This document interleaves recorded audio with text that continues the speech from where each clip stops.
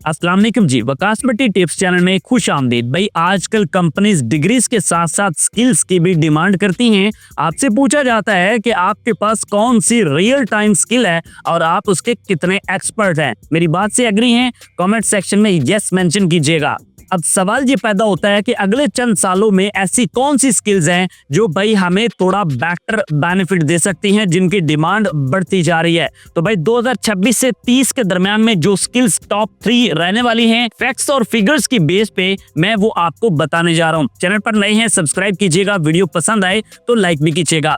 तो भाई साहब नंबर 1 के ऊपर जो स्किल है इसका नाम है जी आर्टिफिशियल इंटेलिजेंस और मशीन लर्निंग। सर एआई और एमएल वो टेक्नोलॉजीज हैं जो मशीनों को इंसानों की तरह सोचने का तरीकेकार समझाती हैं, सिखाती हैं और फैसले करने की सलाहियत देती हैं। अगर सादा लफ्जों में बताऊं तो भाई एआई को यूज कैसे करना है और उसके अंदर आपने मजीद इनोवेशन कैसे लेके आनी है ताकि वो एक ह्यूमनाइज कंटेंट जो है वो आपको दे सके, इंसानों की तरह बात कर सके, इंसानों की तरह फैसले कर सके। अब सवाल ये पैदा होता है कि ये स्किल ट्रेंडिंग में क्यों है। सबसे पहले तो ये जान लीजिए कि लिंक्डइन फ्यूचर स्किल रिपोर्ट 2025 के मुताबिक भाई मशीन लर्निंग और एआई की डिमांड 40% तक बढ़ती जा रही है। अब आपके माइंड में ये भी बात आ रही होगी कि आखिर ये किन फील्ड्स के अंदर ज्यादा इस्तेमाल होती है। तो भाई साहब हेल्थ केयर, फाइनेंस और मार्केटिंग में इसका रोल फिलहाल ज्यादा देखा जा रहा है। अब अगर हम फ्यूचर पॉसिबिलिटीज की बात करें तो भाई जितने भी बिजनेसेस हैं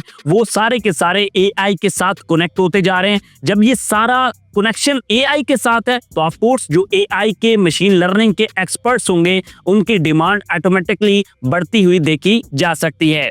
नंबर 2 पे है जनाब डाटा साइंस और एनालिटिक्स। अब अगर आपको ये पता नहीं है कि ये स्किल कौन सी है तो भाई जान लीजिए कि ये एक ऐसी स्किल है जिसमें मुख्तलिफ डाटा सेट्स को अंडरस्टैंड करना और उन एनालिटिक्स की बेसिस के ऊपर डिसीजंस लेना इस स्किल्स के एक्सपर्ट का काम है। आईबीएम रिपोर्ट 2025 के मुताबिक ये स्किल जो है वो अभी ट्रेंडिंग में चल रही है। और आपको ये भी बताता चलूं 2026 तक की global data science market 140 billion dollar तक बढ़ने की पॉसिबिलिटीज मौजूद है। अच्छा, जो पहले डिसीजन होते थे ना वो सोलो होते थे। एक बॉस जो है वो डिसीजन ले लेता या एक कंपनी का जो बेंच होता वो डिसीजन ले लेता था, बट अब ऐसा नहीं होता। अब डिसीजन फैक्ट की बेस के ऊपर होते हैं, जो रिपोर्ट्स आती हैं उनकी बेस के ऊपर होते हैं, जिस वजह से इसकी डिमांड बढ़ती हुई देखी जा रही है। नंबर 3 के ऊपर है भाई साइबर सिक्योरिटी और एथिकल हैकिंग।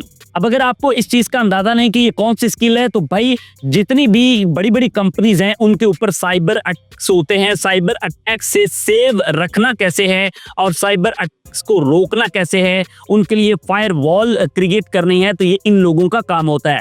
समझ गए? यानी हर कंपनी के ऊपर जो है वो एक अटैक का खतरा तो रहता है कि उसके ऊपर कोई साइबर हमला हो सकता है। तो उसके लिए क्या होता है भाई, ये लोग, ये एक्सपर्ट जो होते हैं उनकी सेफ्टी को इंश्योर करते हैं। साइबर वेंचर 2025 के मुताबिक 70% इदारे ऐसे हैं जो साइबर हमलों की जद में रहते हैं। जब इतनी बड़ी तादाद में इदारे साइबर अटैक्स के निशाने पर होते हैं तो भाई जो साइबर सिक्योरिटी वाले लोग होते हैं ऑफ कोर्स उनकी डिमांड जो है वो भी हम एनालाइज कर सकते हैं, हम उसका भी अंदाजा लगा सकते हैं।